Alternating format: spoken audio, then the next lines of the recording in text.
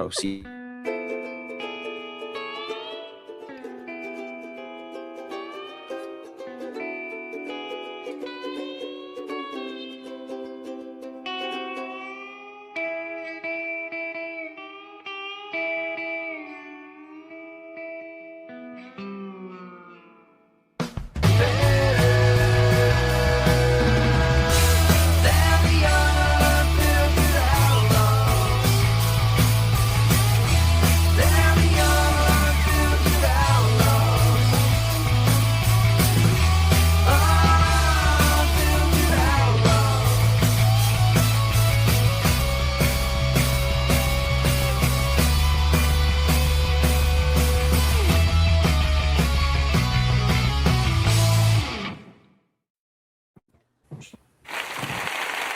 Yeah. Aloha and blessings, everyone. Aloha and blessings. Welcome in. We have a very special Monday mashup this evening. But let's get these intros out of the way right quick, man. We're on the panel, right? Mr. Graham, how you doing, bro? Ahoy, hoy, meat bags. Good. Tired. Long weekend. Seafair and such, but fun. Yeah. Mr. Spydyr Unlimited, how you doing, brother? Good. It's great to be back. Finally, let's get this thing going. Yeah. I am Beast Man, as you all know. Mr. Darth Yeager, what's up, brother? What is up? A tremendous Monday to all out there. Had a great long weekend. Hope everybody else did too. Yeah. Miss Donna Doc, how you doing, sis? Oh, I'm doing good. It's good to see all of our gentlemen back on the panel, Rage and Spydyr, and of course the troublemaker Giles down there in the corner. Everybody's back where they're supposed to be. So I know, it surprised me, man. Welcome back, bro. All right, Mr. Maintain Rage, how you doing, man? Yeah, g'day, people. There you go. And the return of the sheriff, bro, from on assignment. How you doing, brother Giles? All right, you sons of bitches. Hands out of your pockets and up against the wall. Let's go. Yeah. Hey. I'm good. Making Spydyr blush now. I'm good. You're right. Spyder's like, oh, not the body cavity search again. I hate this part. Oh, no, not again. You don't really come for the hunting, do you, stop. Spider? Please. I'm thrilled to death to be back, man. Had a great July. I'm just excited to get back in the saddle, man. I'm having a ball. Had a good one this morning. Hopefully do another one again tomorrow morning. We'll do all that bullshit later. I'm just happy to be here. Yeah. Mr. John Amber, how you doing, man? I'm doing all right. I made a mistake of taking a nap after work. You know that feeling? You take a nap and you feel worse. But other than that, I'm glad to be here.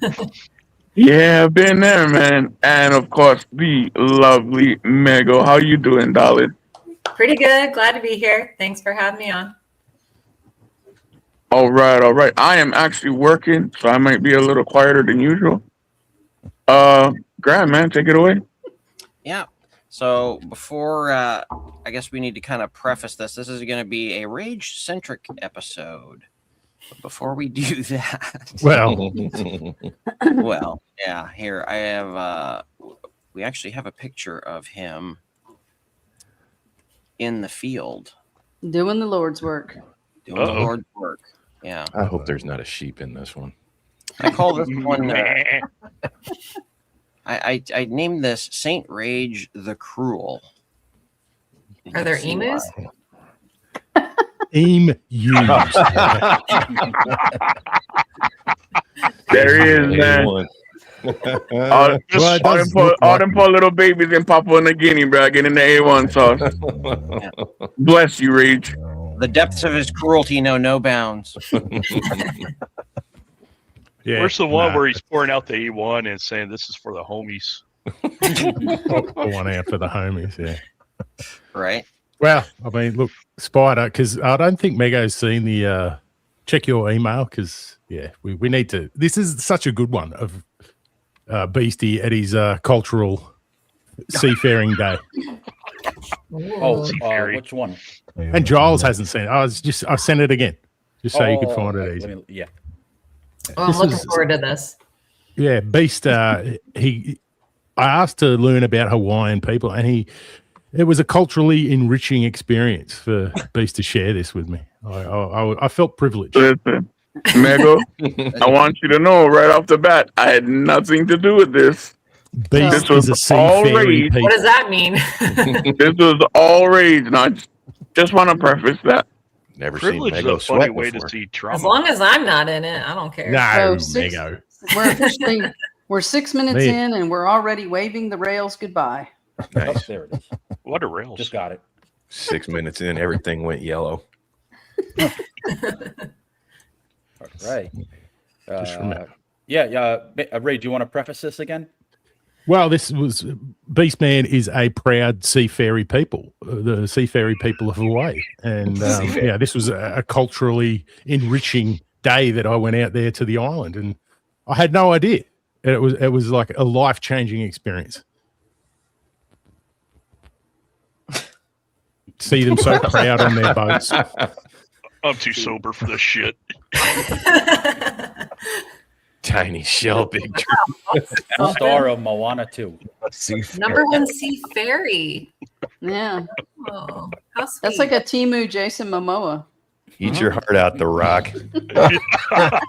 It's a little much, but To be I don't fair, wanna feel like smell the what box he's office cooking. the box office for this would have been better. the Take wings it are all very in, bro. pretty.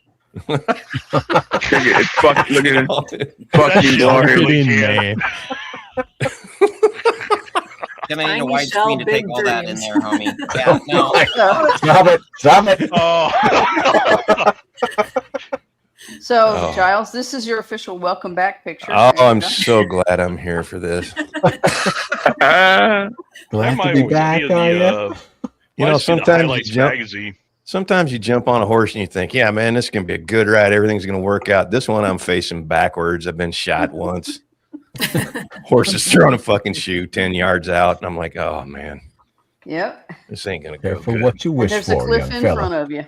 I actually asked for this too. I hit Donna up early this morning. I said, hey, can I get an invite? I don't want to horn in. Can I get an invite? She goes, are you sure?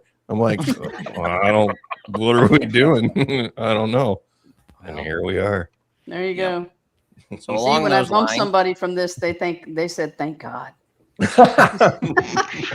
Whoever got bumped, normally they're in the background going, man, I want to be on. This is yeah, bullshit. we They're definitely looking at this one. need a cleanse after that, bro. I don't know what y'all were thinking showing that shit, bro. All right. We're getting it. We got my Spider's got favorite the kind of finger. cleanse. Yep, Yay! Spider got that one. Oh, A well, cheetah cleanse. probably Everybody going needs to a need cheetah this a few cleanse. times. Perpetually on deck. The cheetah. Nice. Yeah. It's good. So today's show, a little bit different from what we normally do. We are going to touch on some more actual, real stuff today. Not the typical bullshit. I mean, not that what we don't talk about is not real, but there are real things in the world that happen, and there are real consequences, and there are real victims of these things. And Rage has graciously offered to tell us a little bit about the Lord's work that He does in that arena. So just be advised if you guys have little ones or whatever. Again, it's going to stay YouTube friendly, but just for what it's worth. So, and you want to run the chat real quick first? Oh, I was gonna let you talk and then run everybody. In No. Yep, you can run it. That was it. All right, Just wanna that's give fine them then. I'll disclaimer just out. run them in. Zephyr's back. Great to see you, dearest. Zephyr. Boy Jim, Zephyr's back. hello. Good to see you as always. Okay. Nishi, hello. Welcome in. Let's scroll on down because got a lot of arguments in the chat already. This is great. Jim Mortensen, hello. Always good to see you. And Miss Jim. Dottie is here. Hello. Always great to see you as well. And all you lurkers and everybody else who's watching, we'll give you a shout out as you roll in. Italian Jim, what's going on? Yep, boy. So, Rage, where would you like to start this odyssey? No pun intended. Yeah. A non-Christopher Nolan Odyssey, please. Yeah. Thank goodness. Yeah. No, this one's real, actually. So This one's accurate to history. but I got involved with this online only during the COVID lockdowns, because before that, human trafficking was just like a kind of a headline and numbers and shit that you'd see in articles, and I didn't really know a whole lot about it. But I was in the army and learned how to breach buildings quite well. So after COVID, I got involved with some NGOs and just started helping out where I could in whatever capacity I could. And it was 2024. This is the writing that I sent you, Graham, is from Operation Global Chain, which was Interpol was coordinating with Tebow Foundation, Our Rescue, La Strada International, and a whole bunch of other NGOs on the other side of the world. So they were running, I don't know, I was involved in Spain, but it was coordinated with 3 sites in Spain, 2 in Colombia, and then there were some other ones that I never had anything to do with. And it all happened on the same day. Within about 3 minutes of each other, these doors were all getting kicked in. And that was my first experience with this line of work. And it's something that, it takes a toll, but it also is the most rewarding thing I've ever done, if that makes sense. Like, you see shit you can't unsee, but you've actually made a real difference. Hurrah. Yeah. But yeah, like, I'm not saying this to be, look at me and how good I am, because I'm honestly, I just do the loud stuff. Like, there's people that do shit that I can't do, like investigative work and undercover people. I don't know how they embed themselves with these animals for so long with it, because I'd be murdering everyone that I saw. Like, and to be honest, the end of this article that I've given you, Graham, make no mistake, if I could have got away with it, I would have thrown every one of them off the top of the building. Yeah. So for the record, we invited you. You were not tooting your own horn here, man. We invited you because it's important. So but yeah, as I said, there's aftercare and all that stuff that is way more important than a instrument of blunt force like me. I do the loud stuff, and that's really it. All of it's necessary, though. Yes. Yeah. No. True. But if you want to read that, Graham, because I may I'm stammering as it is, which I usually don't. Do you care if I bring that up on stream, or you just want me to read it? Oh no, you can bring it up on stream. Okay. It's all good, and feel free to stop and ask questions anytime you want. You're fine. I did my time, came home bitter, feeling like I'd wasted my time and I had watched brothers die or get torn up for nothing. I had a roof over me, a few old mates I stopped answering, some medals in a drawer, and enough anger to keep myself warm. I was very bitter. I was lazy in the soul. I'd seen enough of the world to think I had the right to sit down and let it rot without me. I called it realism, called it experience, called it being done. Truth is, I'd quit. I wasn't exactly trying to die, but I wasn't making any real plans either. I was just running the clock out. Bad sleep, too much drink, too much news, too telling myself the world was stuffed and there was nothing one bloke could do about it. So eventually I found somewhere my training experience could actually be useful. So you want to speak to any of that? Yeah, the first one was how did you get into that headspace? I mean, I think we all kind of know that feeling of looking for direction or feeling directionless at one point or another in your life. But this is a few ticks up north of where most folks wind up. Yeah, I don't know if it was just like you get to a point where it is just nothing bad can happen if you never leave the house, but absolutely nothing good can happen either.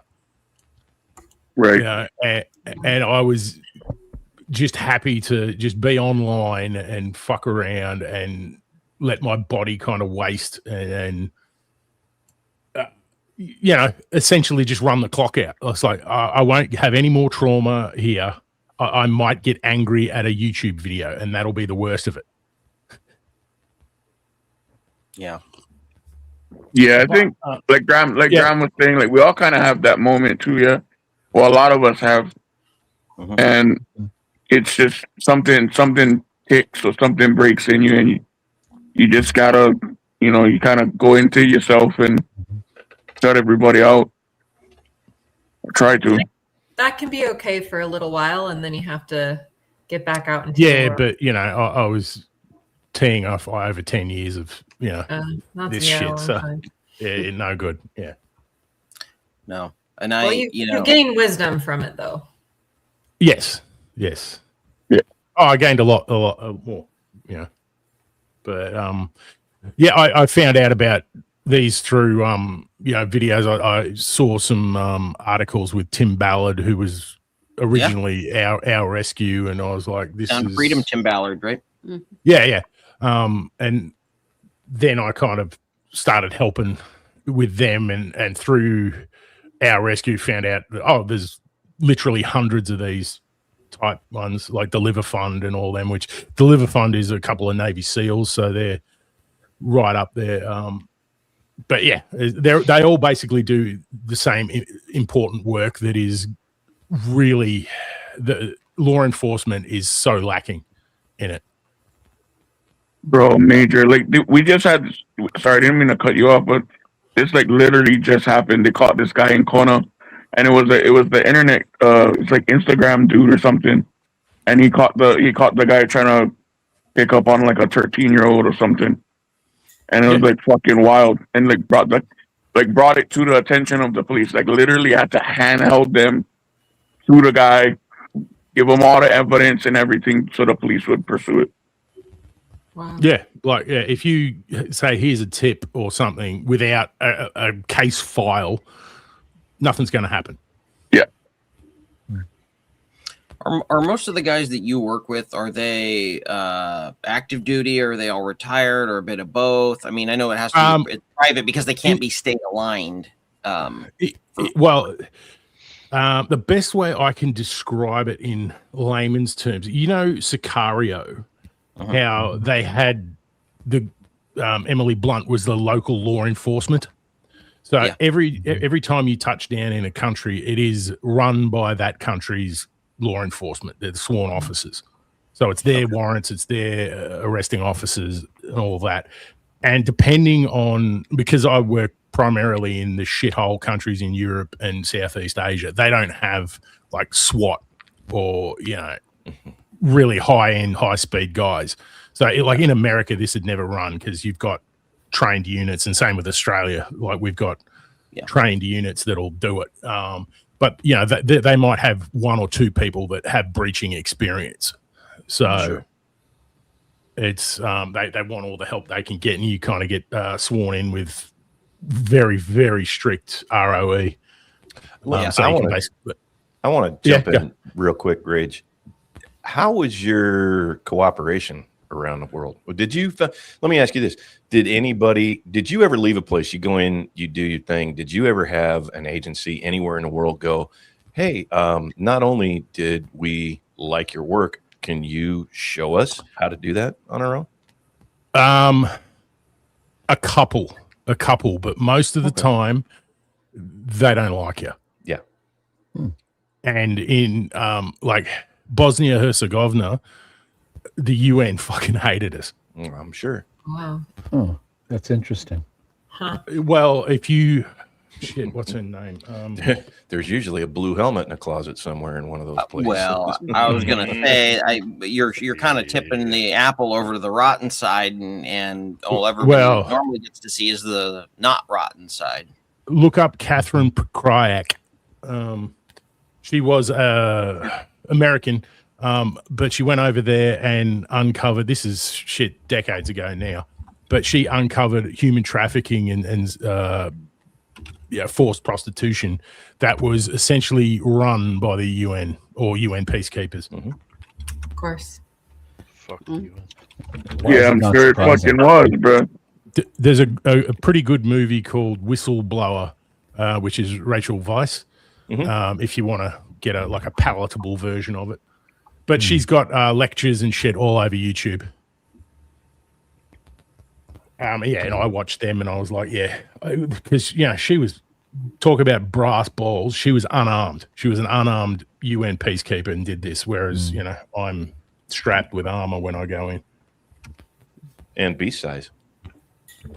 Oh, I'm bigger than Beast. Yeah, that's what I hear. I was lucky enough to see in live and in person, but see a replay of a talk that Catherine had one time. It was pretty fascinating. When he says she got brass balls, that's you. I don't know. When you take on an entire world organization, you know, local government's one thing, but this is a woman that you really didn't care who you were or what you were about. She was doing what she was doing, and you could either get on board or get the fuck out of her way.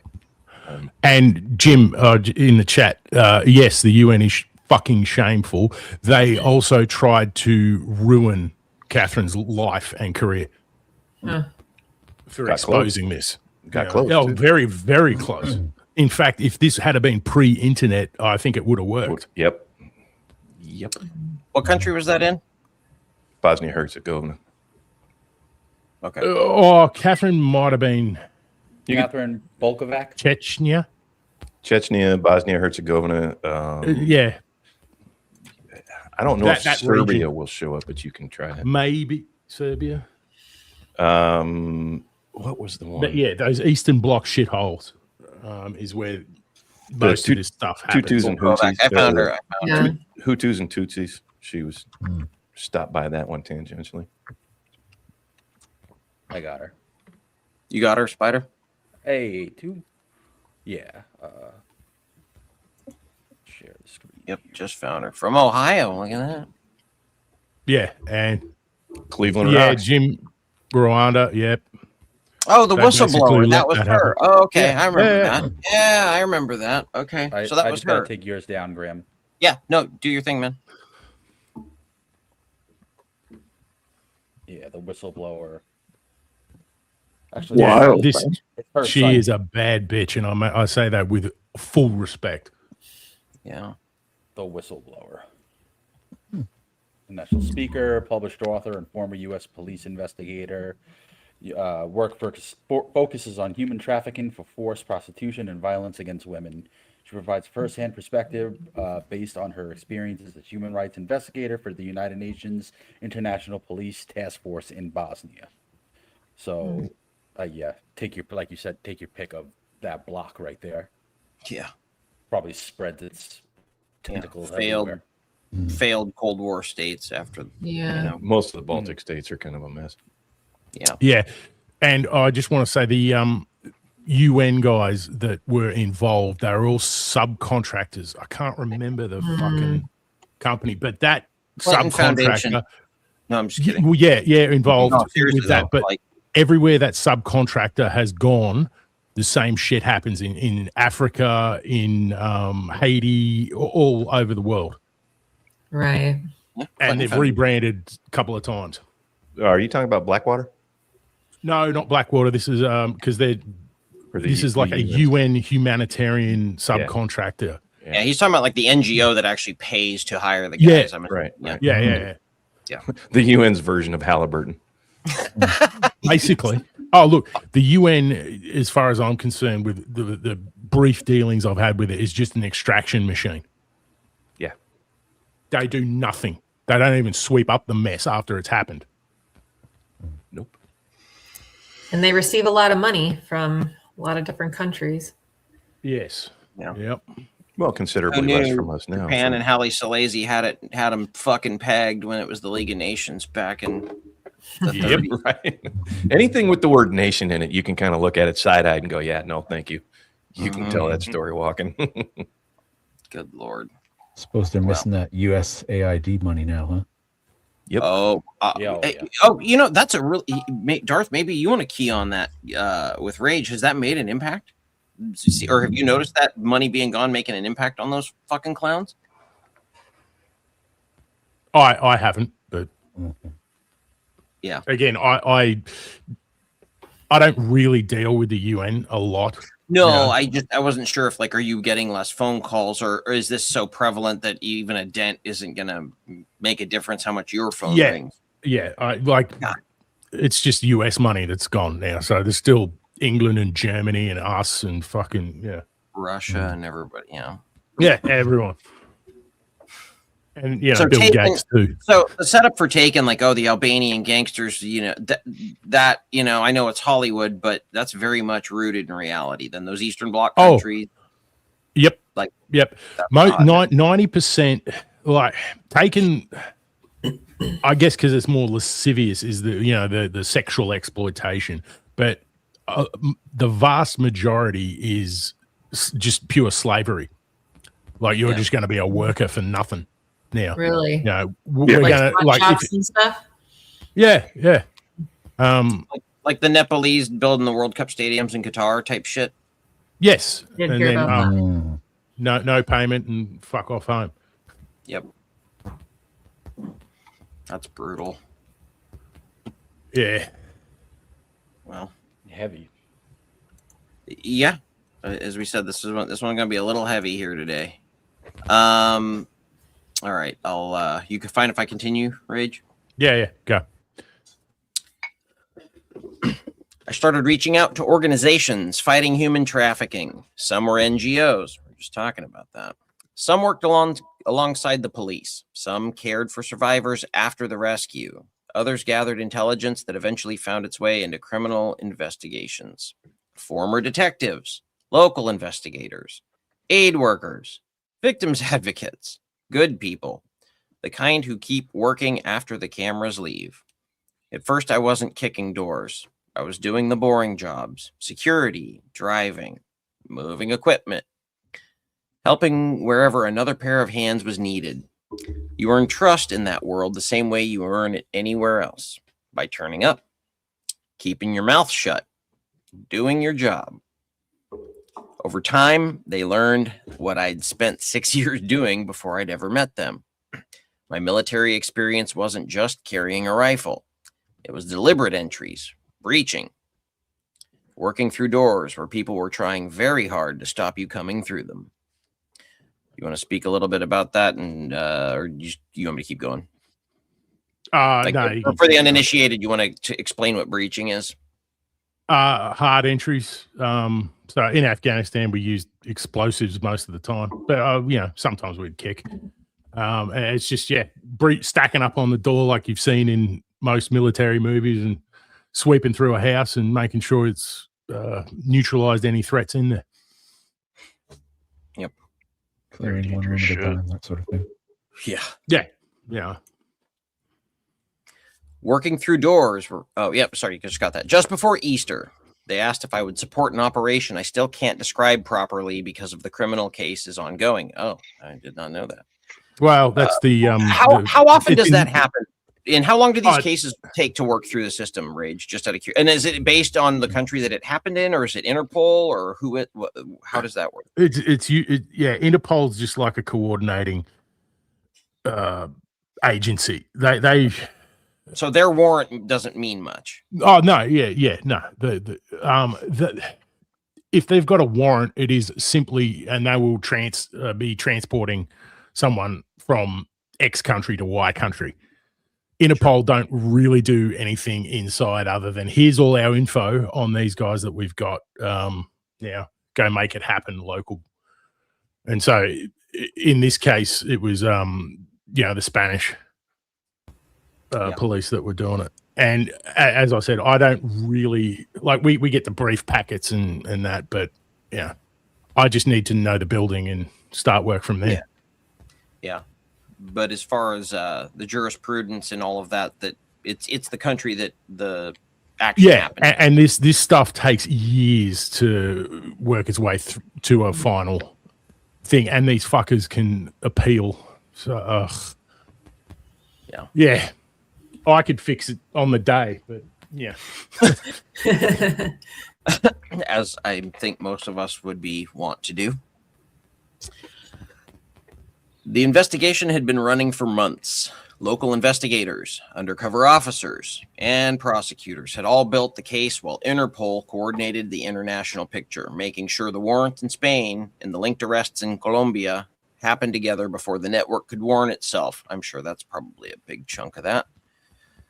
The Spanish tactical team owned the warrant. They owned the arrest. I was there because they decided another bloke with years of breaching experience would improve the odds of everyone, especially the children, going home alive. When it was time, I was first through the door. Door kicking was my job. Hard entries, noise, dust, corners, hands, threats, decisions made faster than thought. The sort of work that never really leaves a man, even after he's convinced himself it's over. And the ego part of me loved every second of it. I loved being useful again. I loved feeling like old machinery coming back online. Is that I don't want to say shame, but is it a little, do you get a little bit a sense of regret when you're like, God, this is pretty sweet, but you know you're doing something important. So do you rationalize it, or are you still kind of like, do you have that minute of, fuck, man, I can't be stoked about this? Oh no! To this day, in Afghanistan, I fucking loved it. You know, like the intensity of it. Like, there's nothing like it on earth. Like, you are so dialed in that literally nothing matters outside of what you're doing. Yeah. So, I mean, if you're built for it, this is why you have, you know, literal combat junkies where they just re-up and go and go and go and go. Yeah. Oh, yep. Yeah. But yeah, this. Well, I explain it later in this because I had a shocking change of heart. But yeah, like when that door blew, oh my God, I've got chills just remembering it now. Like, ready to go, ready to fucking go. There has to be also a bit of a delineation between a police action in a failed state somewhere on behalf of a state versus these are bad guys. Everybody knows they're bad guys. So, I mean, to me, that would make it a little easier to not rationalize per se, but, you know, accept the fact that it's fun and be like, hell yeah, fuck these guys. Not gonna lie, and still every time I've done it, I'm like, please draw down. Yeah. Yeah. Oh, Giles, you can probably relate to that, right? You gotta see the show this morning. I got a bit on that. Yeah. Mm-hmm. Like, you know, anybody that tells you, I'm gonna jump in rage real quick. Let me sum that up for you. Anybody that comes and sits on a police board and you ask them a question, why do you want to be a cop? They're going to give you all kinds of bullshit looking for the textbook answers. You want to hire the kid that looks at you dead in the eye and goes, look, I want to drive fast and hurt people. And you go, you're hired. God damn right. Here's your gun. Here's your badge. Here's your keys, car number, whatever. You start at 6. See you later. That's why you're there. And anybody tells you different, full of shit. Well, you mentioned it, Rage. It's just built different, right? Yeah, like you can get trained to do the movements, but they can't train that. In my experience with people, you're either built for it or you're not, and they can just sharpen the blade. True that. Mm-hmm. Yeah, you ask a hobbit like me to go breach. I mean, I'm going to do the best I can, man. But you may as well throw a bucket of water at the door. So, what kind of rules of engagement do you have in an operation like this? Is it? I have super strict ones. So I am restricted to inside the building only. And it's like essentially protect life, stop harm, and restrain them if they're trying to escape. And for me to be able to operate outside of that target building, it would have to be like complete chaos, like a running gun battle or some shit, which is never going to happen. Yeah, like Hollywood bullshit would need to be going on for me to be able to do it. But yeah, they're very strict. But that said, all the Spanish peacocks that followed me in, they were geared for it too. They were gagging to be, putting people down, like we all were. But this is the thing with these guys. They rarely have a firearm because you don't really need it. And if they do, they know that shooting at law enforcement is a whole gamut of worse charges. So they know the ROE, if they shoot, that it's weapons free, probably. Oh, yeah. Yeah. Okay. So, yeah, but move even on. if they don't, if they aim at, or if they shoot, they'll probably get killed. But if they don't, they're facing, decades more, because pathetically, the charges for this sort of thing are not, death or life imprisonment. Yeah, I was gonna say, like, shouldn't Nowhere they near be what it could be. decades. Nowhere near.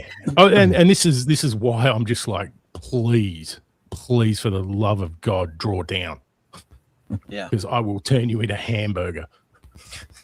Kind of like when you used to arrest somebody, when I'd get somebody that you knew was a real bad guy, and you'd lean in just before you put the cuffs on, and you get up close to their ear and go, I want you to resist just a little bit. I dare you. Yeah. Sometimes Exactly how many times am I going to have to bounce your head off the pavement before you stop resisting arrest? You find that pain point that makes them squirrel out, whether they like it or not, and you just kind of lean on it a little bit. Give me a reason. Yeah. Yeah. All right. 6 years of training and the instinct waking up like they'd only been asleep. I loved getting eyes on the target building. I loved stacking at the point of entry. I loved knowing exactly where to put my feet, where to put my hands, where to look, when to move, when to wait. There was no hesitation, no uncertainty. My body remembered everything before my mind did. For the first time in years, I didn't feel old. I didn't feel bitter. I didn't feel like some washed up veteran watching the world drift past. I felt 21 again, fast, dangerous, certain, like I'd taken my life back. I loved knowing that somewhere inside me, that bloke still existed. And most of all, I loved feeling dangerous again. I'm that's gotta be, I've never done this, man, but that's gotta be like, I've done a lot of drugs, so I'm assuming there's one out there that probably is similar to this. But, it was a euphoric feeling. yeah, no, I mean, the adrenaline, I've talked to adrenaline junkies. I've known like skydivers and, drag racers and street luge guys and shit. And when they talk about it, I'm like, fuck, man, that sounds a lot like, getting really high. And they're like, oh yeah, dude, like the long distance runners talk about the same shit. And I'm like, their drug is just that. Yeah, that runner's high is real. Yeah. That's probably got to be the most analogous to what you're feeling, right? Yeah. Yeah. Yep. Because it's epinephrine based. So the one who could walk into a room everyone else wanted to run out of. The one who never hesitated. The one people instinctively stepped behind when things went bad. To be fair, you're the size of a small mountain, dude. Yes, I'm 6'6" and 270. I probably should be 250, but yeah, I'm also 46. So yeah, in the boots, I'm 6'7" and a bit. Jeez. Jeez, that'd come up to like your kneecap. Yeah. Yeah, Donna's tiny. It's the leprechaun. Yeah, that's what I'm saying. All I get to do is take the ring to Mordor.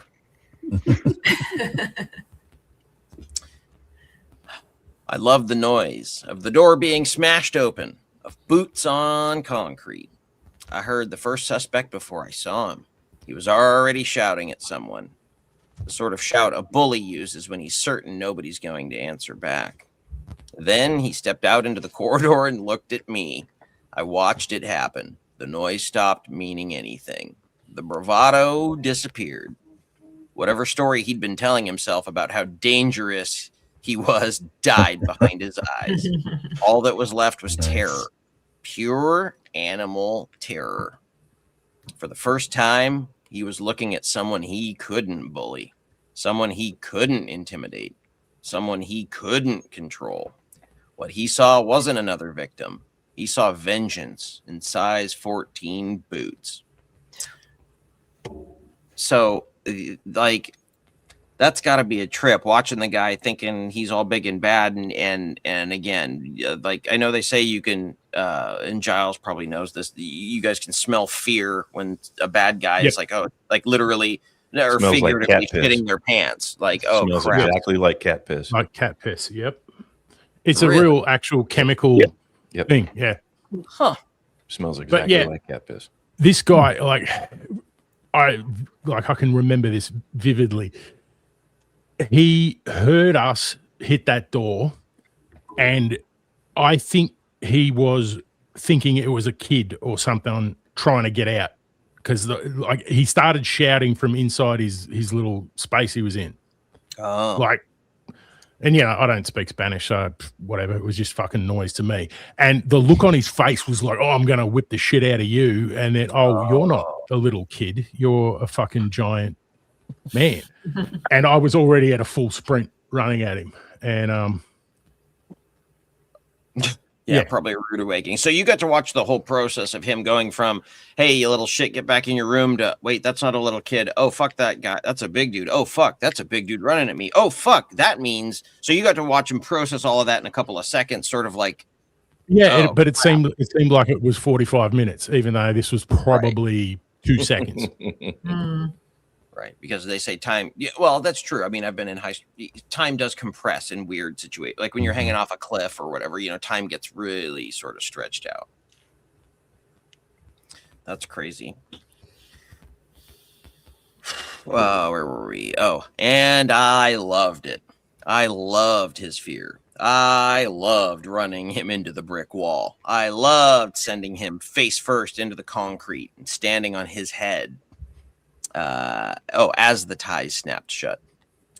For one stupid heartbeat, I was 21 again, back with my squad, young, hard, fast, and certain. I thought I'd found what I'd been missing.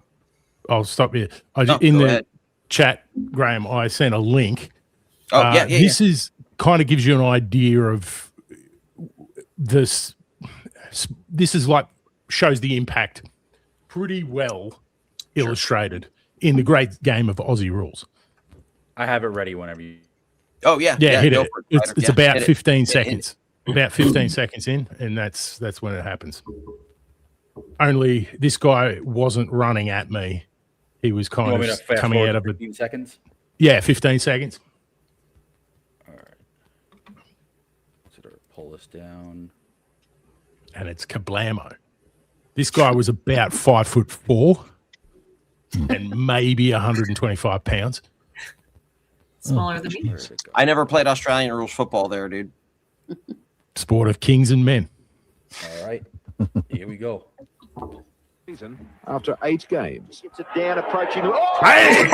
Shakalaka. There we are. He got knocked the fuck out. Yeah. Only I crunched him into a brick wall and just loved it. I still love it.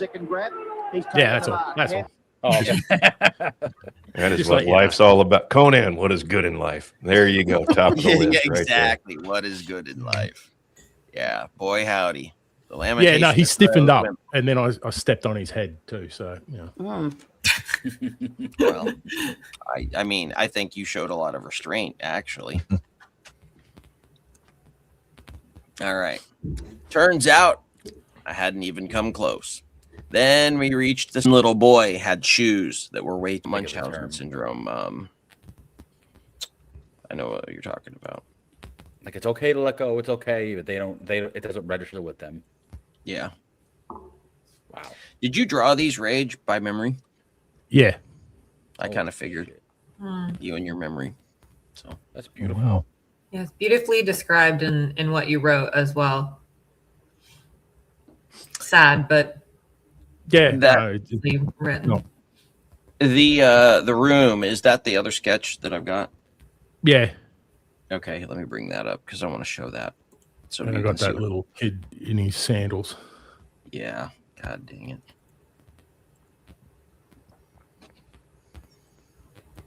So that's what the room looked like. Ooh. Ish, yeah. Sure, reality's a lot worse. Well, you can't convey smell. I was just I didn't want to certainly worse. Yeah. It's always the smell. Let me get the other one really quick. You know, with that bead rage, I don't know if you ever kicked this one around. It never ceased to amaze me. The I wouldn't say weird, but the trivial things that victims hold on to when you run into them and they've got that one thing and you look at it and you go, how the fuck did you pick that to cling on to? You know, I mean, that was always the blanket one was fucking weird because this was summer, you know, like well, not the end of summer going into autumn, man. It was just makes sense to me though. Yeah, it's the same when the abused ones come into the hospital, and we generally don't take away whatever they have with them, because if you do, it just triggers like a form of PTSD. Yeah. That's we had medical and all that came in after we'd secured the building, and that was their job. Because that's kind of like, that's one of my favorite parts of Alien. This is just a weird little sidebar, but one of my favorite parts of Aliens, just to me, because I have met people like Newt before, and when she had that little plastic doll head with nothing attached to it, I was like, oh my God, somebody knows an actual victim that wrote this story. They attach to the weirdest things, man. Yeah. Well, when you really have nothing, they have absolutely nothing. That was something they ran across that just meant something to them, and you go, okay. It could be anything from that was the last thing that they had from the place they were taken from. Right. Or, the last thing maybe one of their parents gave them before they were taken. It's hard to tell what their actual story is. Yeah, something's imprinted on it somehow. Mm-hmm. Again, I don't have any experience in law enforcement. I've been on missions to Mexico, but that's about the extent that I've seen it. But I've seen the same thing where they live literally in scratching around in dirt, and the thing that they think is important, could be just like a little button or a like a shirt button or something. Yeah, and it's got some meaning to them.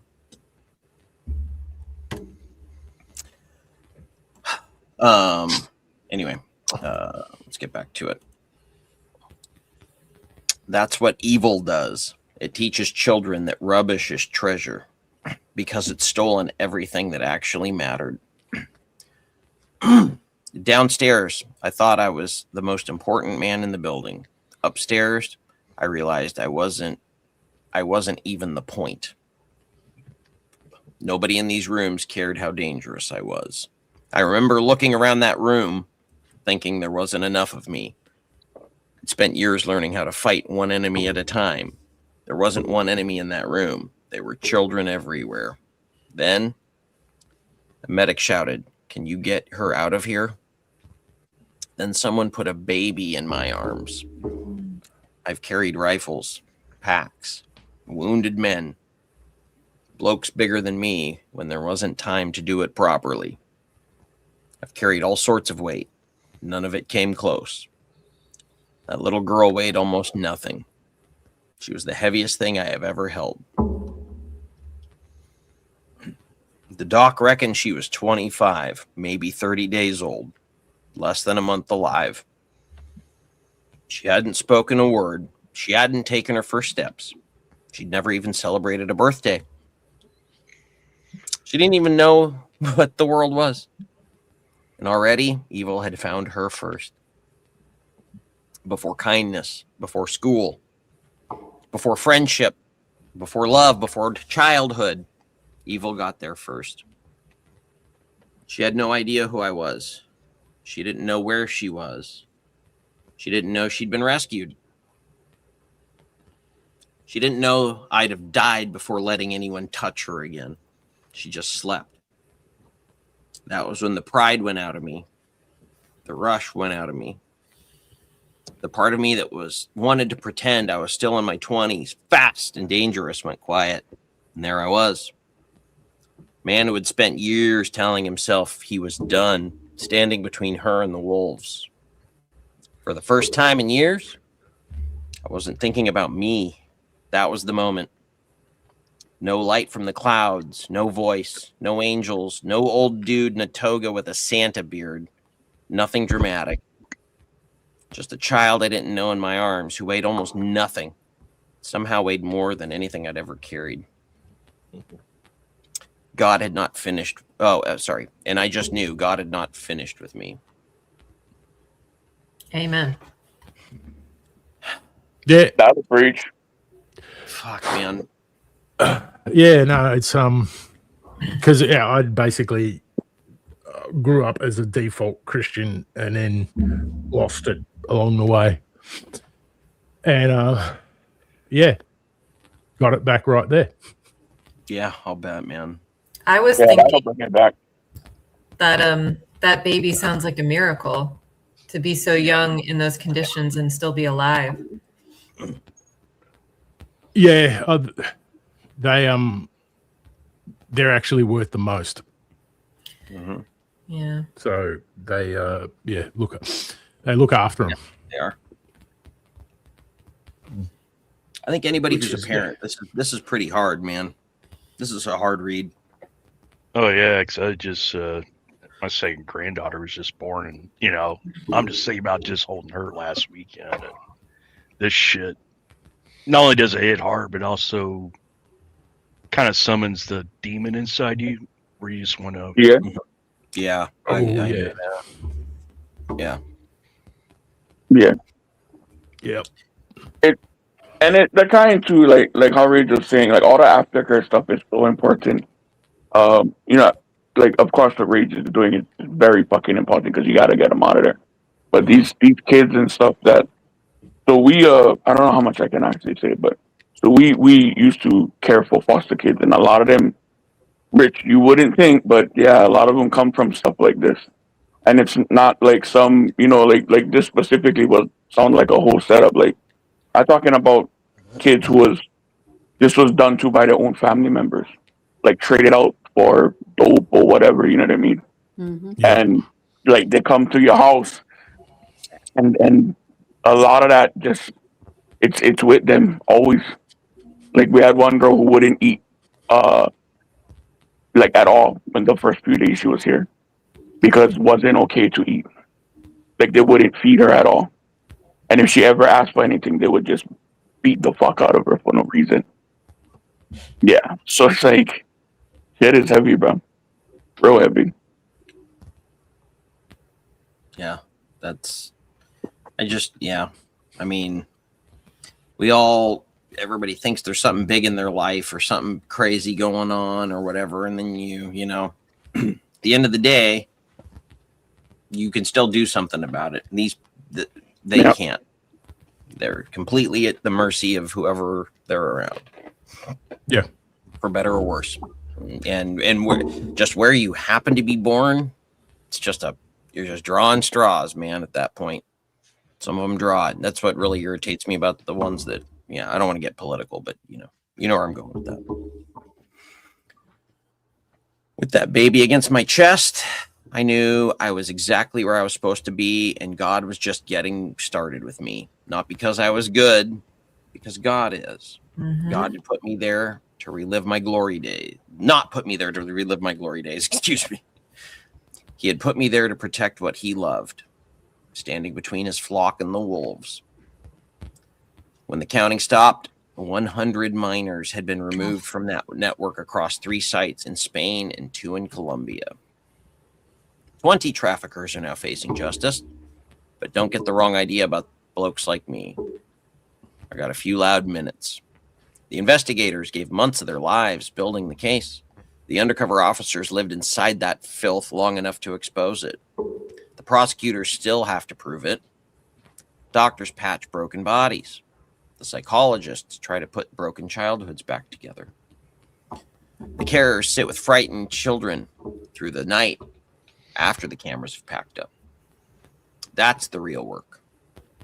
I was just the bit they used when a locked door was standing between those children and everyone who's waiting to help them. I used to think the door was the job. Turns out, it was always what was waiting on the other side. Yeah. Amen. Here, there's one more. Yeah. This is the last sketch that.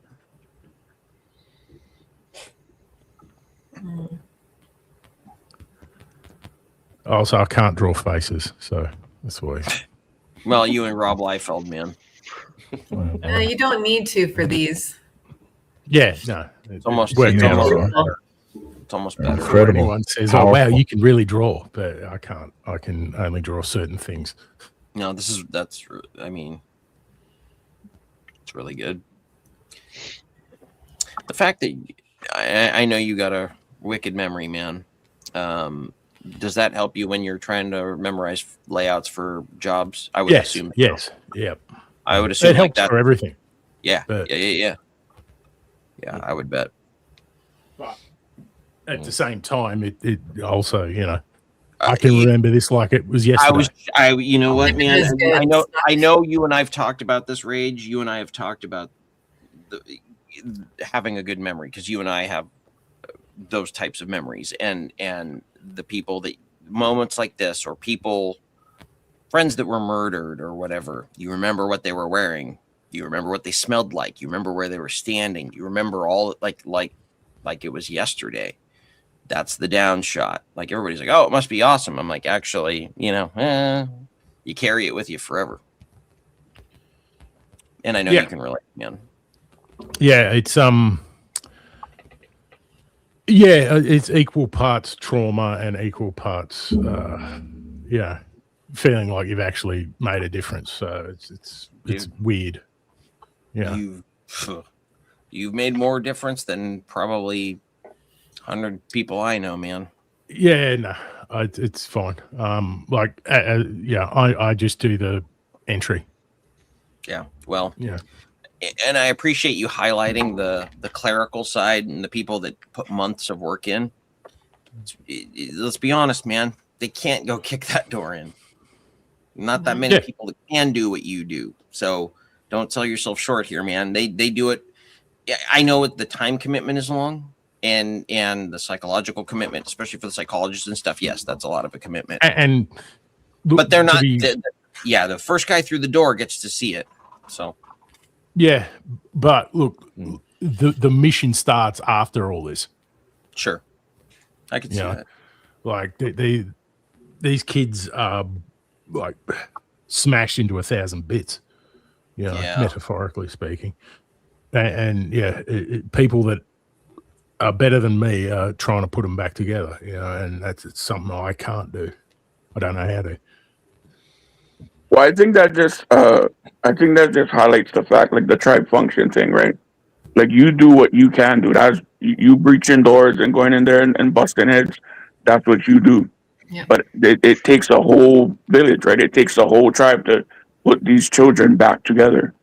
You need every part of it. Yeah, it's a chain, and all the links are important. But I don't know. I just think because this whole thing, I don't know, to secure the building took 3.5 minutes. Yeah. Yes, but in those 3.5 minutes, like, the children remain safe. You kept them safe in the midst of it. You catch, hopefully, the bad guys so they can and we face roughed them up. justice. And so it's a short period of time, but it's a very powerful explosion of work. Them poor motherfuckers that gotta go undercover, though, like you were saying earlier. Like, I cannot fucking imagine. I used to, so when I used to work security for a visitation center, and I had to read through, and this is just court documents, but you got to read through for threat assessments and stuff for the parents who are visiting. And just reading through some of that shit was fucking horrid, bro. You're talking about, like, rip your heart out. But having to be in it, like, be in there undercover, like, fucking hell. One of the things that I think Rage said that, we were joking around about roughing folks up, and people hear that, and it sounds funny. I think something that people miss about this is that's the only catharsis that we're going to get out of this process. You have therapists, you have prosecutors, you have all these people that are involved in the back end, and they get to see the healing. When you kick that door and you see what you see, you stand there after everybody starts putting things back together, and you just stand there helpless, like you're done, you're finished. That's all you got left. You don't get to see, generally speaking, the kids being put back together, the years of help that they get, the prosecution process. The door kickers how do I put this?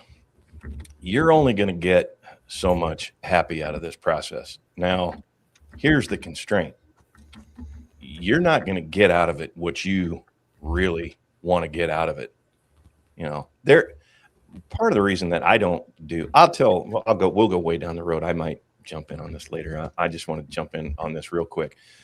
Things that people don't understand is it's wonderful what happens afterwards, but the people that kick doors don't get a lot of justice.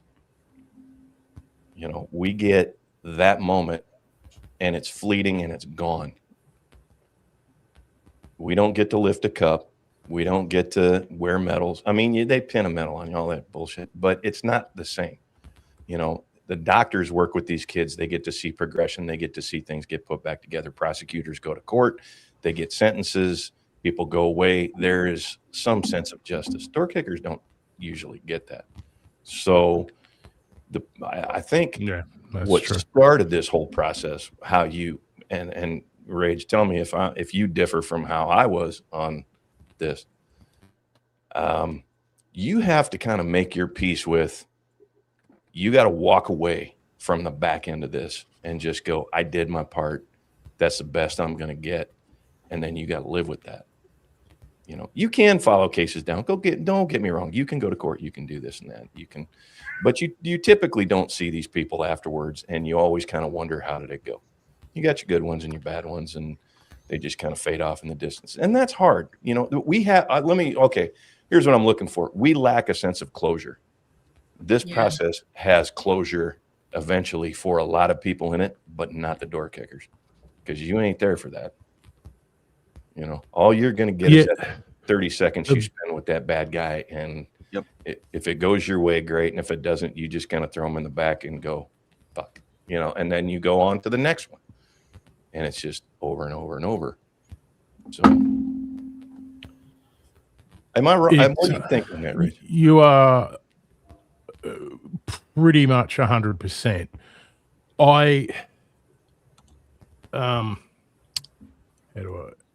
The fact that we know we've put an end to at least that part is kind of a win, if you know, if that makes sense. Absolutely.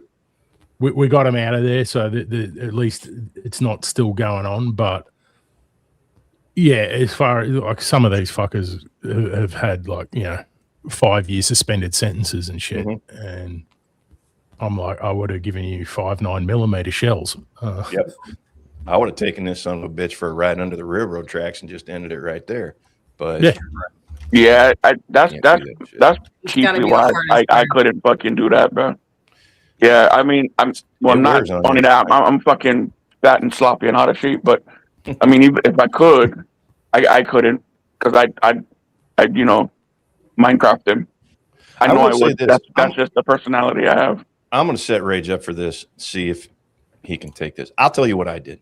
I had not quite exactly the same experience. I've had my share of door kicks that had this on the other side.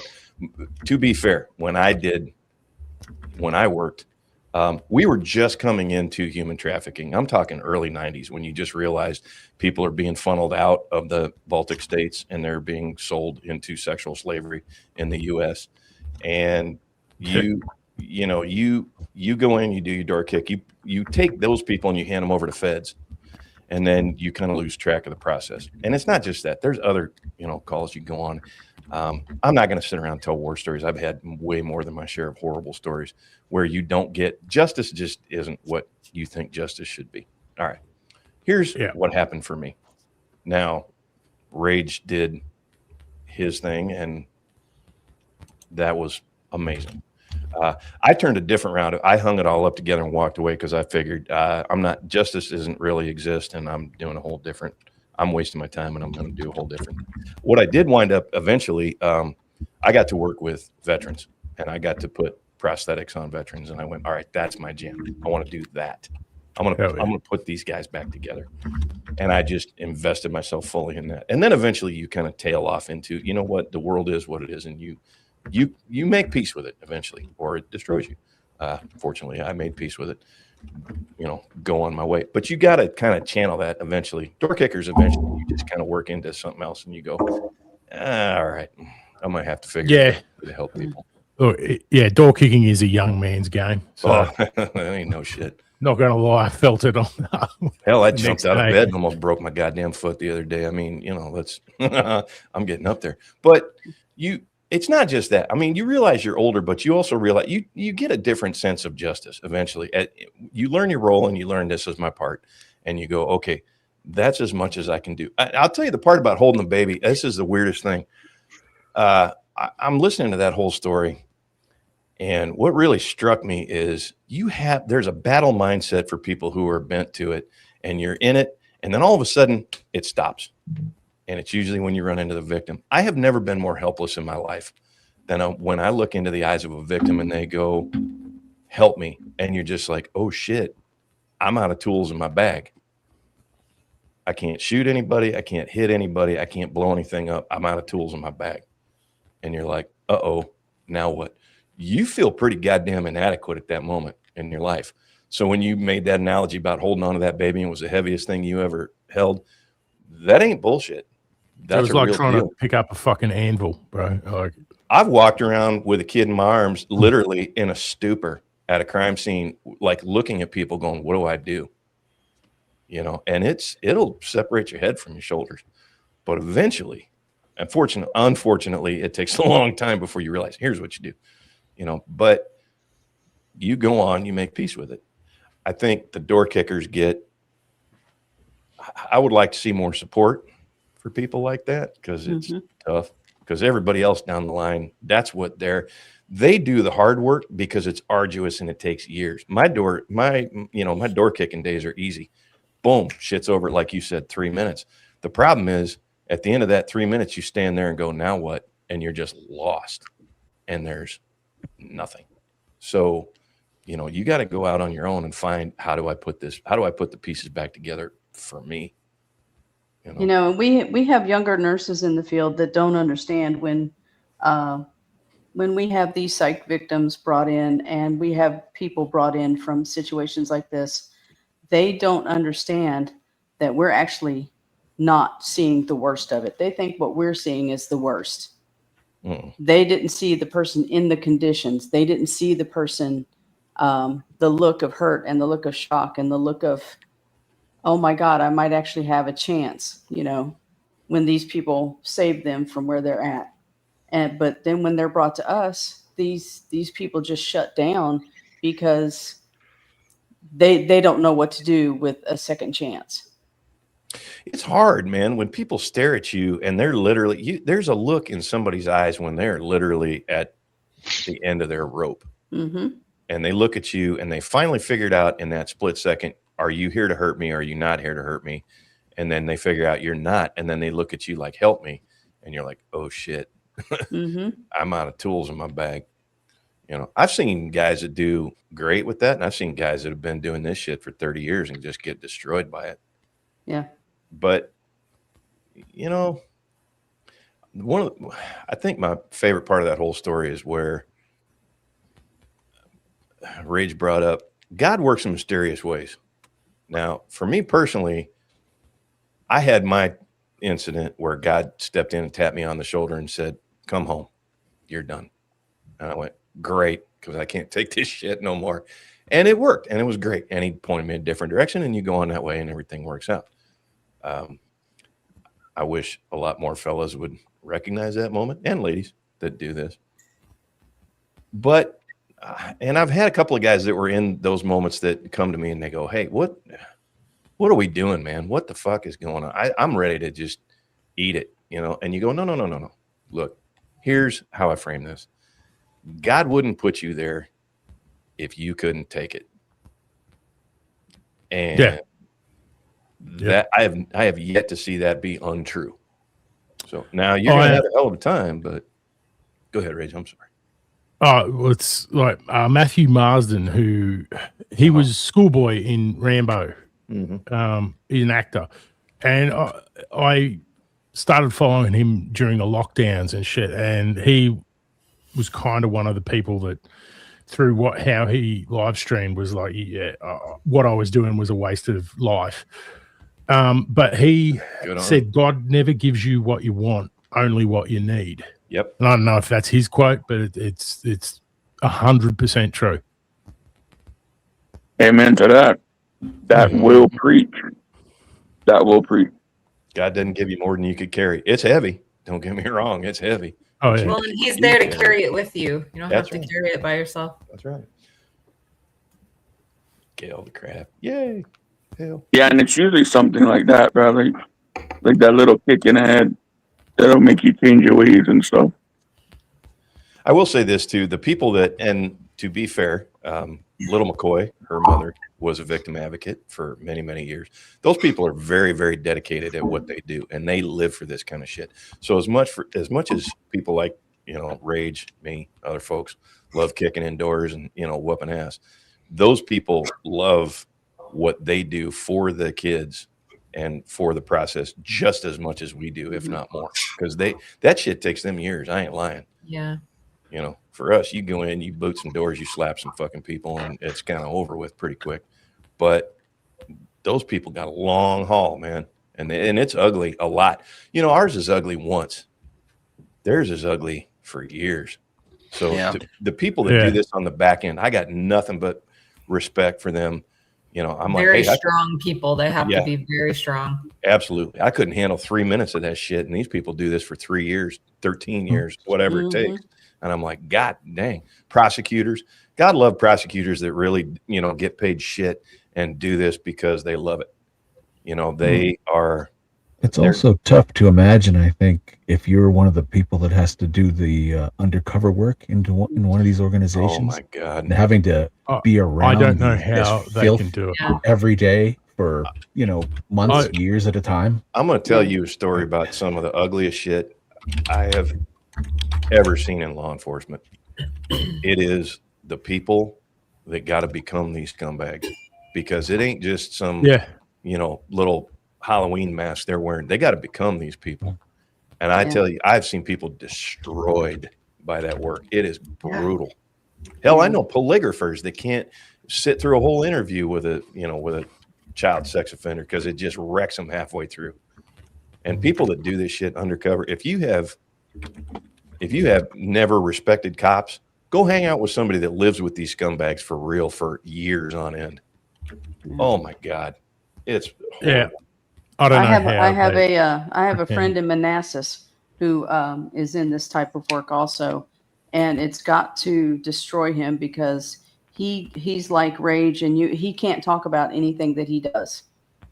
So it's really hard for him to get emotional and mental support. That's the worst part. You can't tell anybody. You would love to sit down and go, I'd love to. Some shrink stares at you and go, tell me all about it, and you go, I'd love to. I can't. Not only I make a lot of jokes about my PCS and how my memory problems and I'm getting old. I swear to God, there are days when I wake up and I can't remember shit and I go, thank you, God. I mean, it's remarkable how these people do what they do, because I couldn't live with that shit. It's a wonder you guys aren't all just like these people on the street in Seattle just drinking, plastic bottle vodka by the half gallon every day. No, seriously, man. Like, some of them do. Some people do. It happens. It's rare. It happens.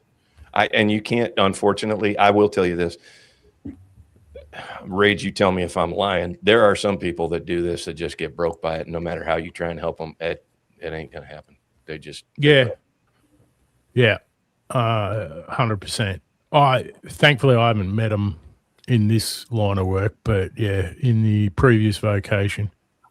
I see that, and what gets me through is I look at them and I go, you know what? They got a special place in heaven when they're done. When it ends for them, they got a special house. It's one of those things, especially with this line of work. It's on and off. So I thankfully I get to decompress in a country that's still great, and I'm in the middle of nowhere on a farm with lovely Australian native animals, and then I ship off and go to a fucking shithole country and every time I hit a door, I just hope that they'll have a weapon. Right. Yeah.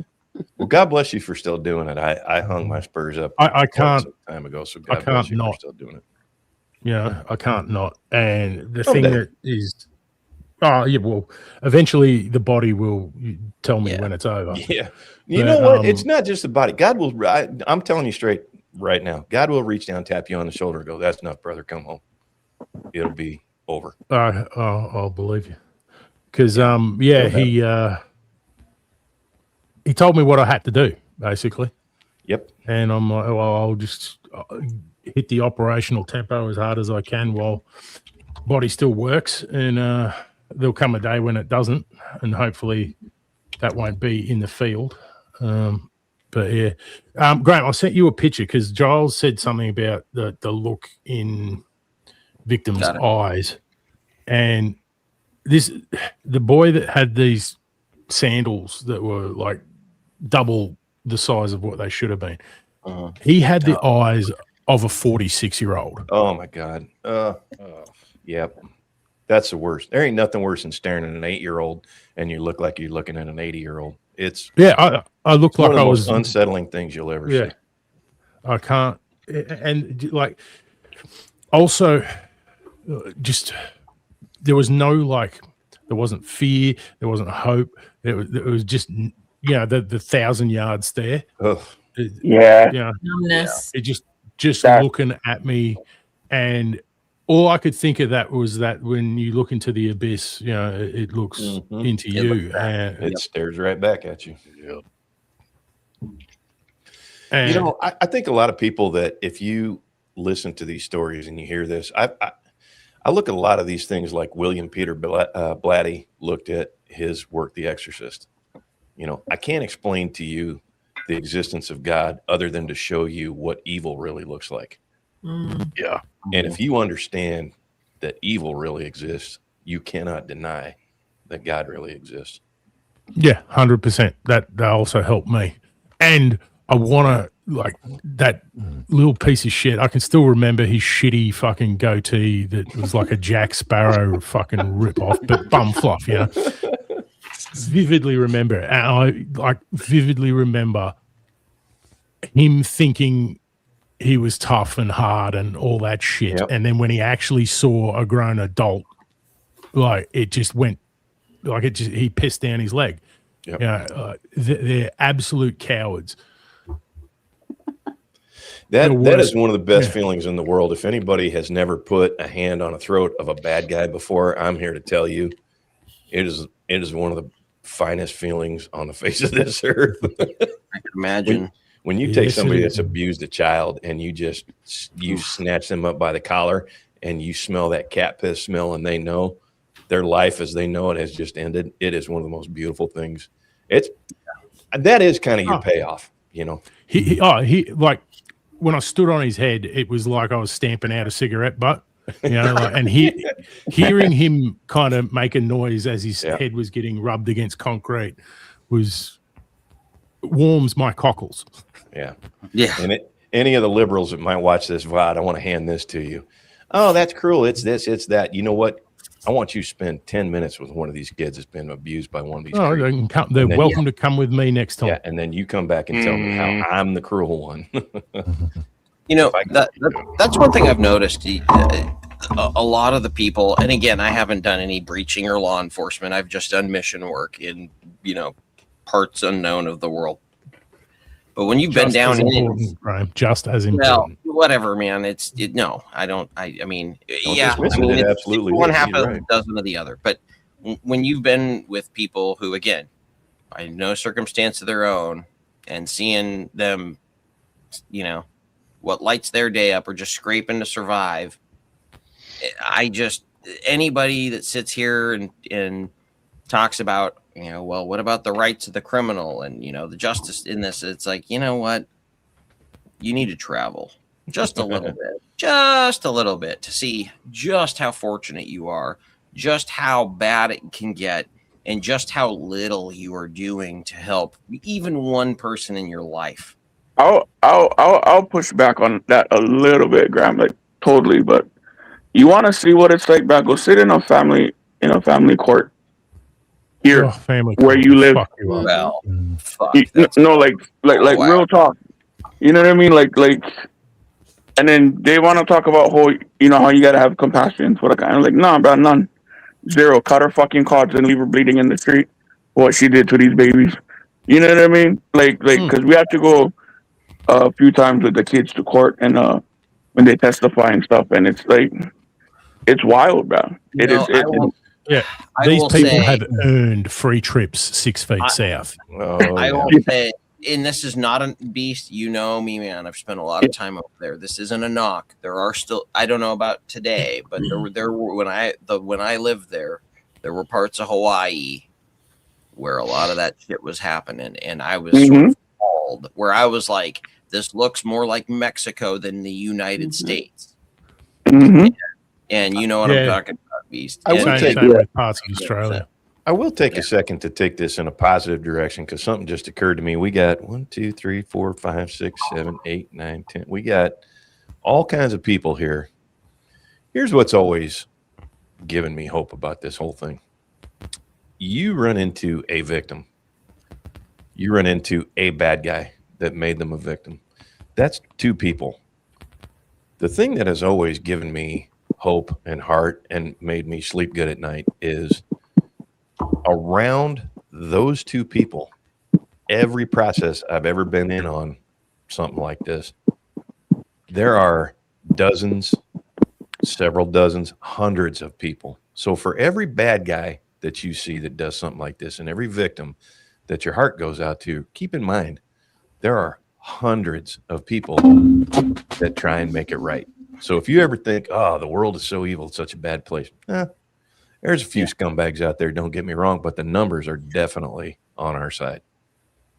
It's just the way it works. Look, these guys have to work in the shadows because if they were out in the open, they'd get torn apart in the street. They'd be done in an hour. Yeah. That's true. If this shit was out in the open, these guys wouldn't exist for an hour, and this would all be stamped out around the world. That's why They'd all be that's why tied you to the got to back kick mine. doors to get in on them.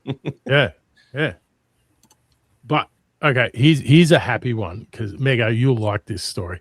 This happened last year, and it was in Myanmar, and That's Burma for the uninitiated. Yeah, I like he says Myanmar. And this was for the Tebow Foundation, and I God bless you, went with Good Tim, lad.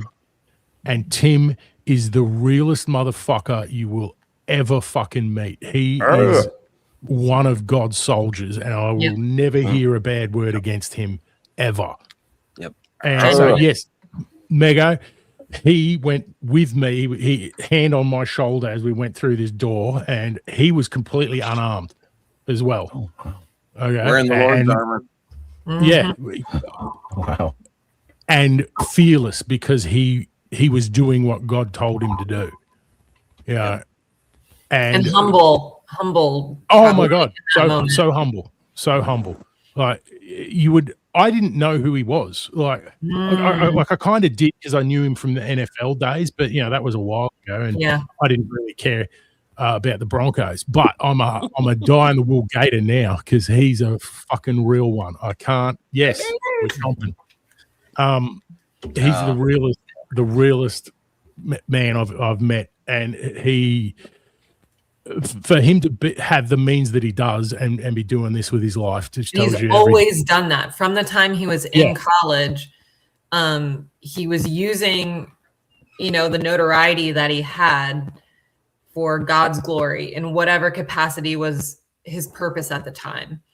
And he's never wasted the sort of money or fame or opportunities that he's been given. And the in Tebow so Foundation, many different areas. So he's doing this now, but his foundation, does all kinds of things, not just in human trafficking, but the Night to Shine events that he puts on, and everything. It's amazing. And Tebow Foundation really is putting up significant money for aftercare, like living spaces and education and that sort of thing. So they're really doing. That's good to great remember. work. It's a good reminder of like if you're thinking, I want to donate to some organization, but we're all skeptical, you know, of like, who do I give my money to? Like, it all feels like a little, you know, we only have so much to give ourselves, and you want it to go to a good purpose, and that's a good reminder that is a good organization to donate to. Aside from definitely a good one. Aside from the donations, there's so many fake organizations out there now that it's hard to tell, you know, who is actually legit. So aside from donating, do this. Go find a local victim advocacy group where you're at and check them out for a while. Say, hey, I'd like to volunteer, but can I sit in and look around for a little while? I got a background, this, that, whatever. And do that. Volunteer your time. Your money is nice. Give of yourself. If you really want to do it, go. Some of us, are lucky enough to be in those jobs. You know, Beast helps people, and Rage helps people. I used to help people. I don't do anything other than catch fish and take hooks out of them now. But go catch fish. Yeah, is that what you call it? Short shorts. Right, wear my tan shorts. Go find one of these places, because there's a bunch of them out there. If you think where you live doesn't have a child advocacy center, let me straighten you out. They do. I guarantee you. I don't give a shit where you live. There is a child advocacy center somewhere where you live. Find it. Go by and tell them I'd love to volunteer. I'll wrap presents for Toys for Tots. I'll go on runs to get water for the stock the sodas, whatever. Sit with the kids, whatever. Do that. Churches also do a lot of that stuff as well. Churches do. Go to your church. Salvation Army is a great one. Yep. Get your church. Get your church to go and help and volunteer and stuff. We just had a group come in at the shelter and did a whole thing with the kids. They helped with a whole summer fun program for all the kids in the homeless shelters, which is really fucking awesome. If anyone is listening that's looking for something, our rescue, they train canines to be able to sniff out electronic devices. So like hidden offline hard drives and shit, these nonces will keep in the wall or something. And they're the only ones that know how to do that. Deliver Fund is a great one. Tebow's Foundation and Lestrada International is another one that I've done work with. So they're all legit and real and doing what they say they're doing. Is there, Rage, I got to ask you, I know DHS does this here in the States. Is there any NGO here in the States that you know of that does work? I haven't ever dealt with that side of the world. Okay. So, all right. I don't think, to be fair, if most people don't know, when DHS came around, how do I do this without getting weird? Used to be local law enforcement agencies would take care of this in their jurisdiction, and there was a lot of good coordination. And then DHS came on the scene, and they kind of took over, and they don't share shit with anybody local anymore. So you just show up and you kick a door, and there's a bunch of underage hookers in there, and DHS shows up about 30 minutes later and goes, bye. And you're like, oh shit. So I was immigration is a big reason for that, or lack of immigration control is a big chunk of that. Oh my God, don't get me started on those. Well, but I just was curious if there's any, did they do, I know they don't let Blackwater operate inside the States, and I don't know what kind of help, because there's a lot of it. DHS can't stay on top of this shit in the States. And be aware, folks, we're a real big destination for some of this shit. Well, to bring up Tim Tebow again, I know the number one destination more in the than world, once. So. Thank you. Jeremy D-Day Cobra has shown the clip of Tim Tebow advocating in front of Congress, asking for more resources to be put into finding children that have been put in these positions, particularly for recording purposes, let's say. Preaching to the foxes as far as I'm concerned. And man, you just listen to Tim Tebow for 30 seconds and you're like passionately on board, because he's very good at advocating. He's so good. He's so good. If you guys haven't seen it, I know anybody who watches Cobra Cast has seen it. But when he went to Congress and testified, in the map that he showed on the trafficking and yeah. that just because it feels America mostly feels safe, right? But there's a lot of vulnerable children out there. A lot of them right in your own hometown, folks. And adults, like with those Eastern Bloc countries, there's so many women that are applying for a live-in nanny job or something like that. And then I've got your passport now, and bam. Mm-hmm. And then it's once you're in it, it's too late. Yeah. I hate to be that see something, say something guy, but yeah, if you're aware of somebody in your area where you go, that just don't feel right to me. Some just don't look right. If you get a chance to talk to them, if you don't, talk to somebody that might be able to do something for them and go, hey, we got somebody at our local whatever that just that shit don't look right. Can you take a look into that? Tell the local cops, and they'll go, yeah, we'll go take a look at that. And then pretty soon, Yeah, you know what shocked the fuck out of me is like the foster system. After these kids age out, like they're better now. It's a little better now, but after they age out, they kind of just turn them loose. Yep. Like $100 in their pocket. Yeah. And it's like thankfully, thankfully, a lot of our girls they came back home after they aged out. They did. So they're with us, and we know they're okay. But for a lot of them, it's like after they age out of the system, that's it. Yeah, that's why the aftercare is so important, because like the education, so that giving them the skills to be able to do something, not just self-medicate trauma. There was a movie about that too. Fucking Ashley Judd played the bitch in that one, and the girl aged out, and she took him straight from the foster home into the trafficking guy. There was a whole movie about trafficking. I forget the name, but I know Ashley Judd was in it. That was fucking. There probably are movies, but they're rough to watch. Yeah. Zephyr in the chat. Underground Railroad is now called Our Rescue, so it's Operation Underground Railroad, but it's ourrescue.org. They're still around, still going strong. That's the one thing that Glenn Beck has ever done that I kind of give him leeway for. I'm not a big Glenn Beck fan, but I will give him this. At least he's actually putting his money where his mouth is on that front. He's actually doing something good there. Yeah. For a Mormon, he ain't bad. Yeah. I'll say this. You got people like Rage and me that have been doing this shit forever, and getting an ass whipping ain't nothing to us. I will tell people this. If something makes you uneasy about somebody that that you think might be in one of these situations, do not be afraid. I would rather have somebody look at me and go, this was not the thing that you thought it was, you're an asshole, than live with the rest of my life knowing that somebody could have used my opening my mouth and I didn't, and they suffered for years or something like this. Make that mistake. Take that leap and go talk to somebody and go, hey, I don't think this is kosher. Look, you do the thing you're afraid of, and then you get the courage. It's that simple. Yep. So once you do it once, it will never have the same weight, that it had. Just don't apply that to fentanyl. Be very afraid of fentanyl. Very wise words. Reporting human trafficking is one thing. Fentanyl is a whole different. Be afraid of fentanyl. Yeah, very much so. Don't strong. Man, I'm glad I jumped in on this stream. This was a good one. I'm glad you're here, Giles. I've missed you, y'all. Oh, hell yeah, man. I know, bro. Good to have you back, man.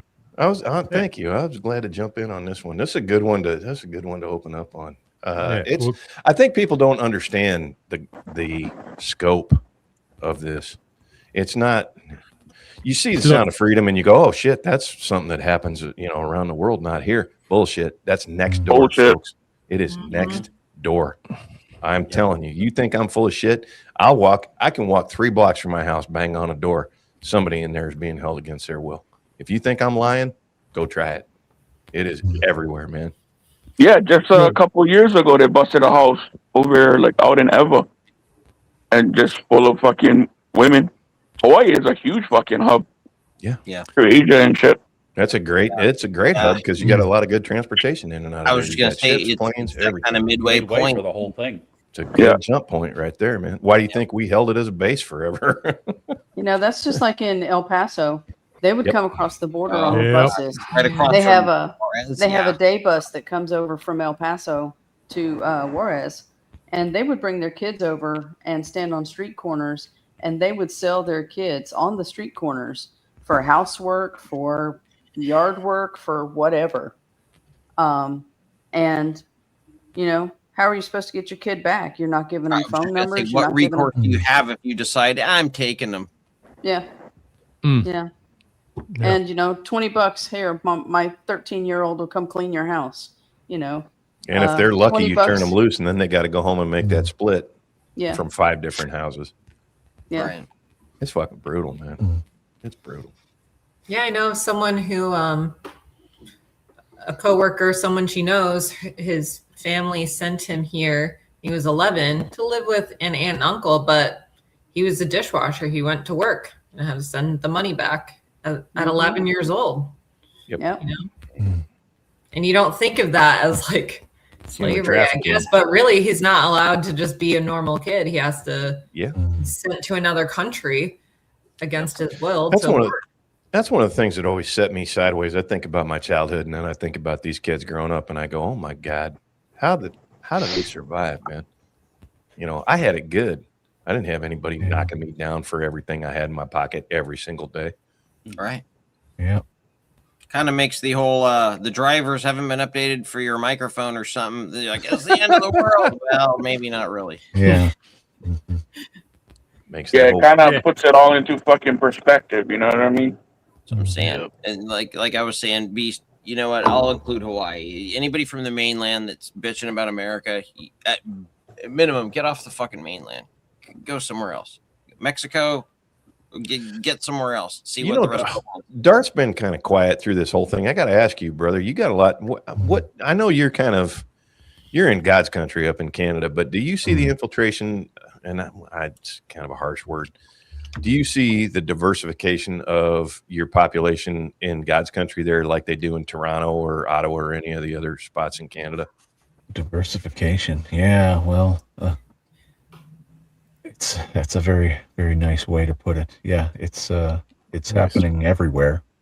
Here, and a lot of these diverse individuals are bringing their own crime syndicates here, and whenever somebody who's here not legally is arrested for a certain crime, we have these activist judges who are saying, well, I can't give them more than 2 years because that might affect their citizenship.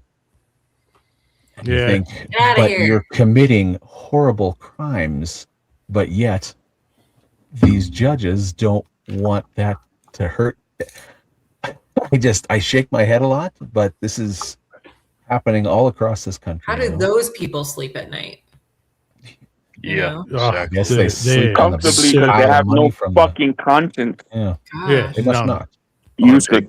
That's a good way to put that, Darth. On a big pile of money, that's how they sleep. That's how they sleep.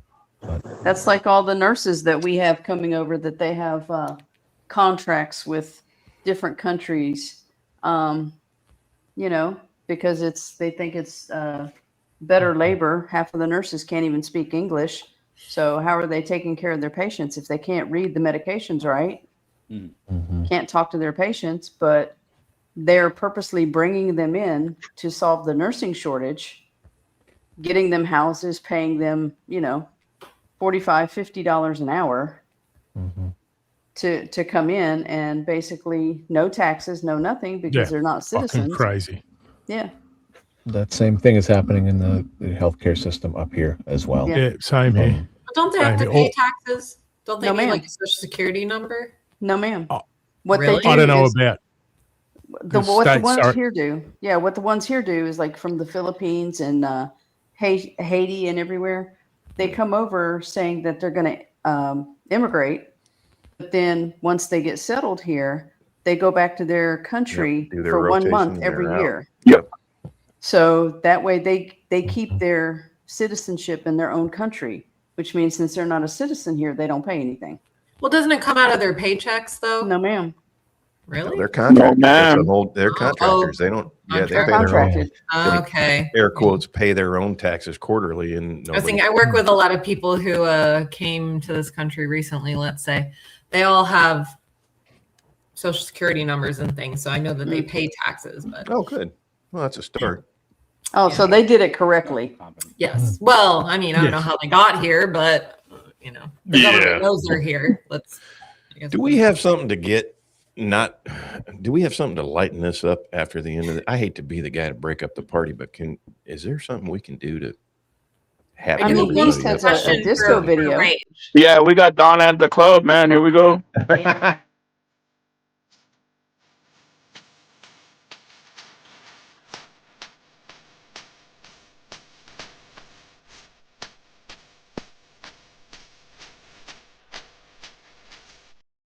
This is what happens when I'm long. Freaking white girls. Fucking white girl at the club, man. I asked him to clip that specifically for a cleanse for Mego for when we get Okay, for when Donna. we're ourselves. So You had a question, this Megan? year, MegaCon at the Coconut Club. Mm-hmm. Gotta be That's in it. there on the dance floor. Rare footage of me at the Coconut Club. But Rage, I was going to ask you. Yes. Because I've wondered, where does your name come from? Maintain Rage. And it made me think as we were going through your story, does it have something to do with you just like always kind of keeping it together, keeping that rage and channeling it in the right direction? I need it to function. Mm. I can't really. Have you seen the movie Heat? Yes. Yeah. I don't think I have. Pacino has this line with his wife where he's like, I need to keep it in because it keeps that me edge. focused Yep. on the edge where I got to be. Keeps me And sharp. yeah, it keeps me sharp for what I have to do.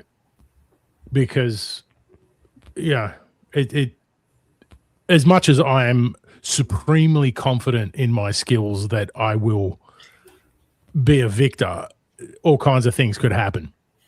All kinds of variables are at play when that door gets kicked. And, you know, I got to be as razor sharp as I need to be.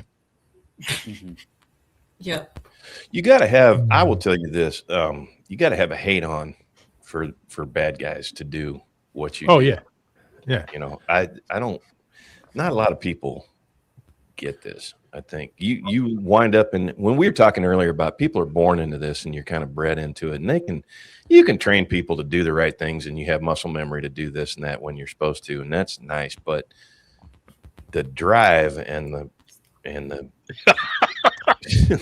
look at this. Oh, That's my. mega. Get out of here. Stop it. It's quite the juxtaposition here. That maintain rage is, yeah, you got to keep that to do what you do. It doesn't quite go away. You just learn to bottle it and then open it up when you need it, kind of thing. Yeah, that's it. And I had no idea you had long hair because when I first saw you, it was all Oh, is it long? well, Kind of long. shockingly long to me. Yeah. The problem is I have a lot of hair, so it's up a lot because it's so hot in Florida. Florida. I wear it up all the time. It's decent length. It's not bad. I have hair. I have too much. Are you what general part of Florida are you in, Mago? I'm in the Gulf Coast and the Sun Coast, about an hour south of Tampa. Oh, all right. Oh, sweet. The other West Coast. Yes, we get beautiful sunsets on the beach. The Port Charlotte-ish area. A little further north, yeah. A little further north. Okay. I used to fish It's out real Port Florida. Charlotte. It's not Yeah. southern Alabama.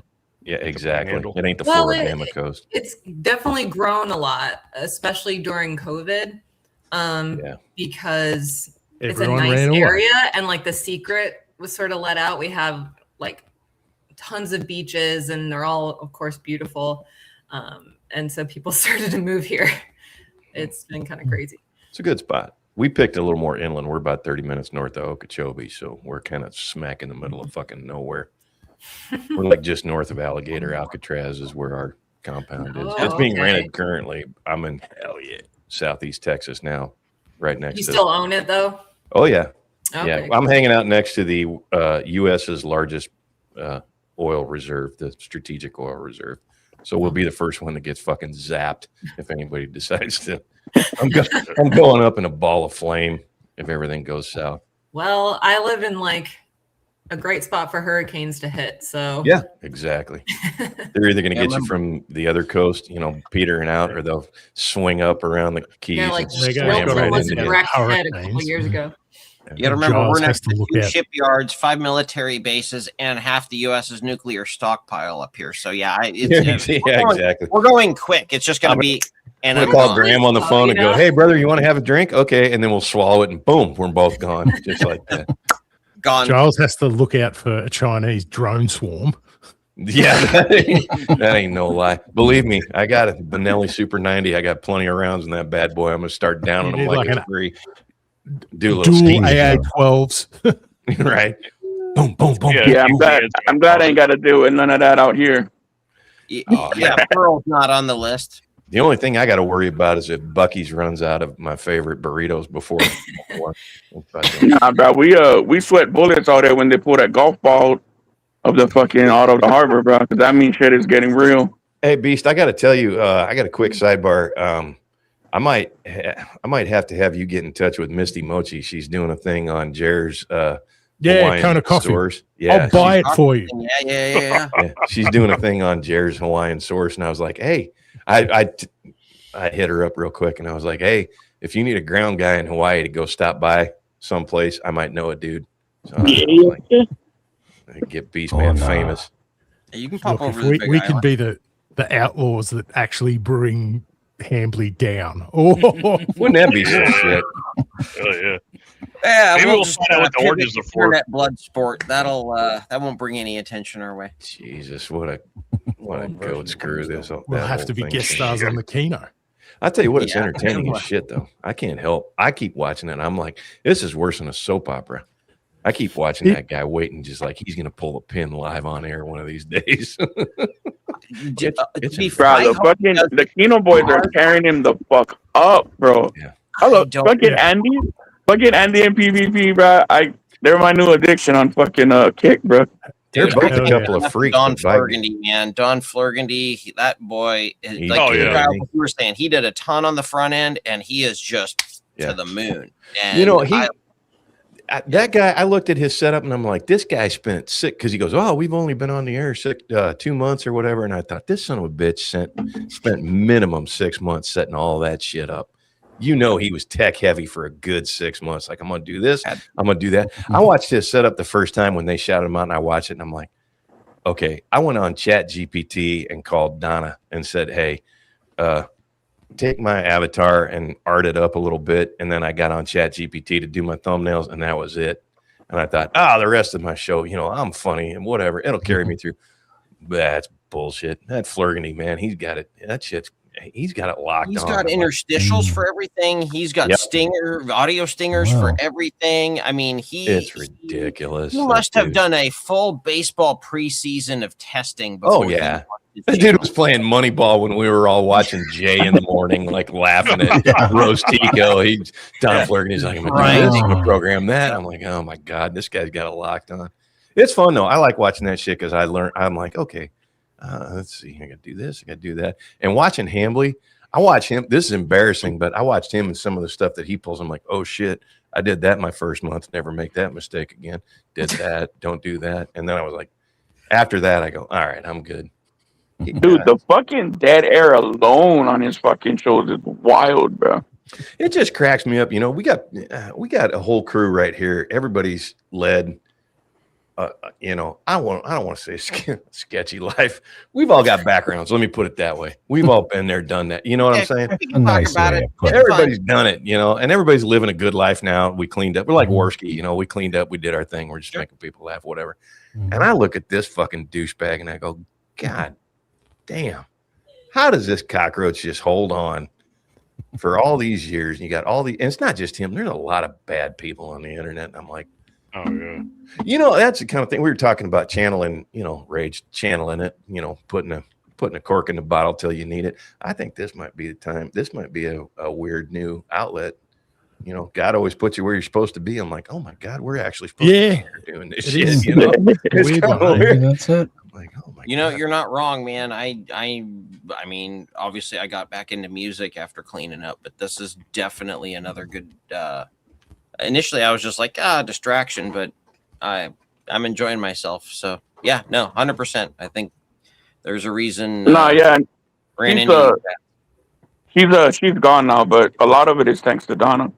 So shout Did out she to take her, off for man. the night? Brings people in, you know. Oh shit. No, yeah, she gotta Technically, gotta go Spydyr save the brought world. me in. Donna claims credit, but technically it was Spydyr. But don't tell Yeah, Donna. it was Giles that brought me. Yeah, I had to. I saw Rage in the chat half the time. I'm like, I got to get this crazy Australian son of a bitch on the air. First thing that went through my head, I was looking at Maintain Rage in the chat, and that scene in Mad Max where he lights it up against the Knight Rider the first time, and the Knight Rider flips the fuck out because you look at Mel's eyes and he's just not there. I'm like, that's Rage. I want that's Rage right there. I got to get this crazy son of a bitch on the air. And here Oh we shit, are. she's in chat. Oh God. You're right. Sarah. Fuck, she's Donna here. Hall is Nothing, the Donna, go to work. Donna She is is- the bestest. We weren't talking shit about her whatsoever. no. Of course. She Haters is the, gonna- yeah, I'm not she is hating. Elvis's colonel, I'm man. None of this hating on- happens unless Donna's around. Mhm. Busted. You say what you want, but the organizers got to be what they are, or nothing gets Hey, done. She's Sal got gave fucking- me the invite. He let me know. Yes, you we made did, it Jeff. happen. It's a team That's effort. exactly where we met. Yeah, Done. everyone should follow Matthew Marsden's channel. I don't have a good He has a poker great face. community. I Definitely. think Donna meant John's like a deer. I think is what Donna meant. You know what kills me, Rage? You talk about Matt Marsden. It amazes me how many of these dudes who are, you know, air quotes famous, they're just regular. I mean, Matt Marsden, Joe Rogan, Tim Tebow. We were talking about. There's some humble motherfuckers out there that are huge. And No, I yeah, look at those dudes. Martin is the real one, bro. I look at dropped those a dudes. comment. And go, you know, Fuck. it's out there. I dropped a random comment in his chat one time about R4ge, and he just went on like a whole 5-10 minute. He's like, man, I gotta tell you, Beast, man, I went to Hawaii and I ate that over there. Oh, it's like, and just like, chill, cool, hangout guy, you know what I mean? Just chopping it up, and that was fucking awesome.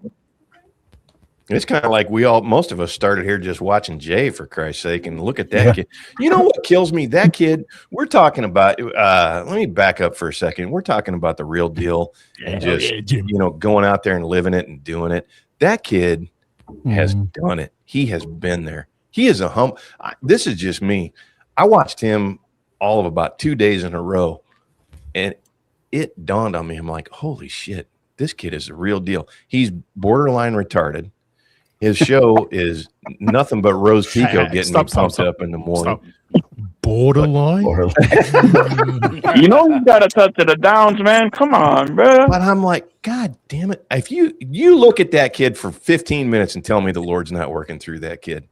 Oh, 100%. Oh, most You know what I definitely. mean? Isn't it weird how God taps you on the shoulder? I love and he's so self-effacing. He's like, oh, I'm just a guy, you know, doing. I'm like, brother, you are a force in nature. You are God's clarion.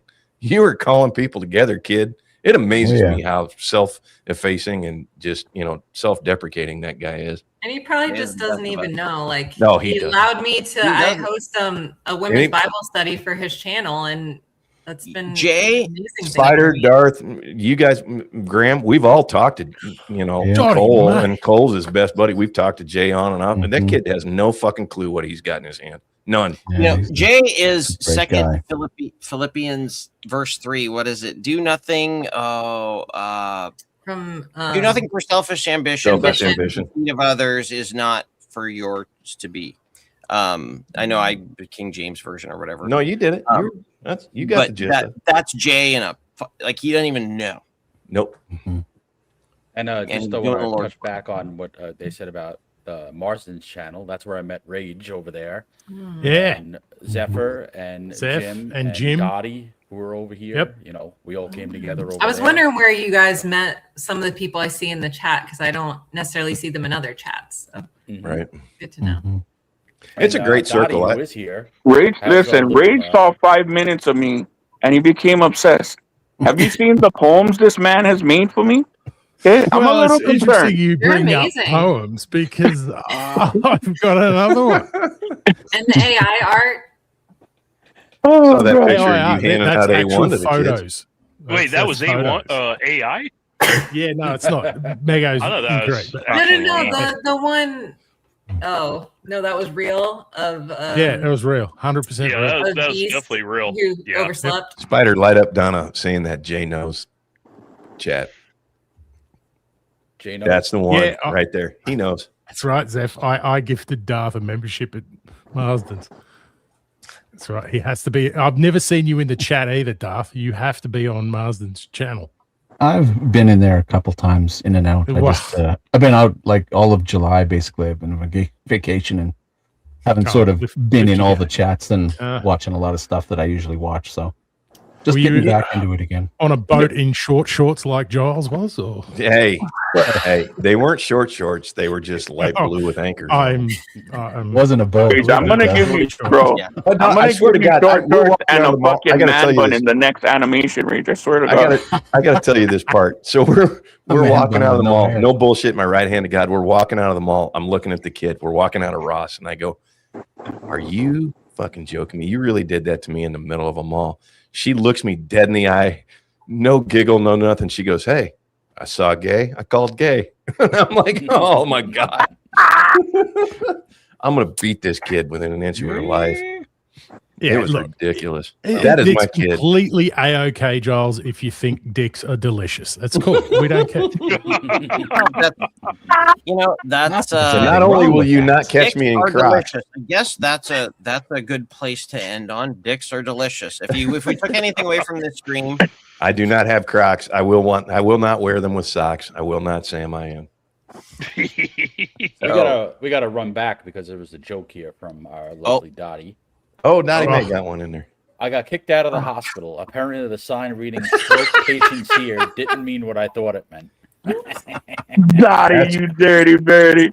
That's Speaking okay, of Dottie. Naughty Those nurse. patients were speaking of happy. delicious dicks. You just keep being literal. Oh. God bless you, So I don't know Dottie. if everybody knows. There's a chain. Well, it started off in just Seattle. Yay. And there we go. There is a Silly chain rabbit, of burger dicks are for joints. chicks. Yeah, silly. I haven't heard that in a while, John. There's a chain of burger joints up here called Dick's Burgers, and they, of course, sell t-shirts, "I love dicks" or "Eat a bag of dicks" or Where's the beef? all of that stuff. Yeah, exactly. And it's like a thing in Seattle. I ate a bag of dicks, and it's like a positive. But if you're on Capitol Hill, then that kind of scans. So Takes a whole different meaning. Dick's Burgers. Put our meat Right. in your mouth. So Yeah. well, it's that 2-hour mark, guys. I know we talked about this has been a wonderful stream given the subject matter. I'm really thank you guys so much for showing up. Rage, thank you so much for I don't want to sound like Most a queer welcome. here, but being vulnerable and sharing your story. That was Yes. actually very Yeah, no powerful. homo, bro. But God bless you, bro. Much love. That was some No, tough yeah, man. sledding, man. I'm not gonna lie. Especially Yeah, all for right. those All right. Let's not go parents. Good on there. you, Stuff, man. Come on. Good on you, Mike. Stuff. So instead of our usual outros, I think we're going to close with a Bible verse if you guys are hip to it. Hit it. Oh yeah. We're going to go Psalm 82, verse 4. Rescue the wicked and needy, deliver them from the hand of the wicked. Amen. Amen. Amen. That Amen. sums it up. Yes. And I will. All right. All right. We'll see y'all next time, man. Tell the ones you love that you love them, and we out of here, y'all. Bird.